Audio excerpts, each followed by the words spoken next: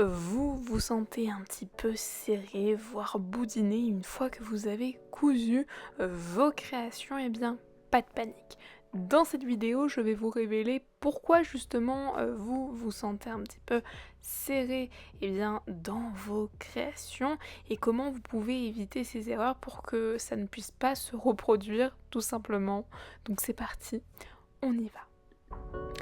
Alors, déjà, la première astuce, c'est tout simplement de prendre vos mensurations après avoir mangé. C'est vrai qu'une fois qu'on a mangé, que ce soit le repas du midi, voire même du soir, c'est vrai que souvent, on est ballonné, ce qui est tout à fait normal.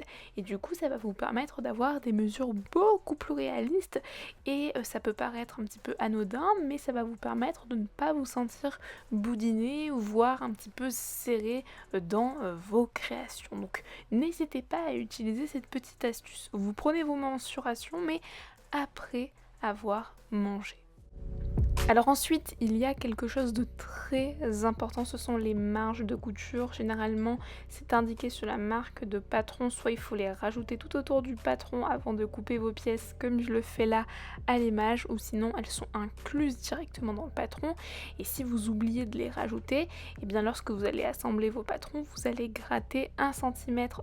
Quand vous allez assembler vos pièces, ça fait 2 cm de chaque côté, et 2 cm, c'est tout simplement assez pour que vous puissiez par la suite vous sentir serré dans vos créations. Pareil, lorsque vous allez assembler vos pièces, assemblez bien vos pièces à 1 cm du bord, d'accord? Souvent c'est indiqué, parfois on fait une couture à 1 cm du bord ou 0,5 mm, c'est toujours indiqué, mais regardez bien toutes ces indications, c'est très important parce que si vous ne respectez pas ces marges de couture, ça peut paraître 1 cm, 0,5 mm, on se dit mais c'est rien, c'est pas grave. Et non, ce n'est pas rien parce que c'est ça qui justement va causer ce souci, c'est-à-dire que vous n'allez pas vous sentir à l'aise dans votre création, vous allez vous sentir un petit peu serré, voire boudiné à certains endroits. Du coup, ce qu'il faut retenir dans cette vidéo, c'est qu'on prend ses mensurations après manger. Comme ça, au moins, on est sûr de ne pas se sentir serré dans ses créations. Ensuite, il faut bien, respecter les marges de couture, d'accord?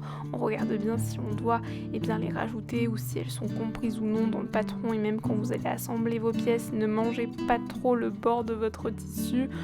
Quelques millimètres, ça peut paraître peu, mais c'est déjà énorme.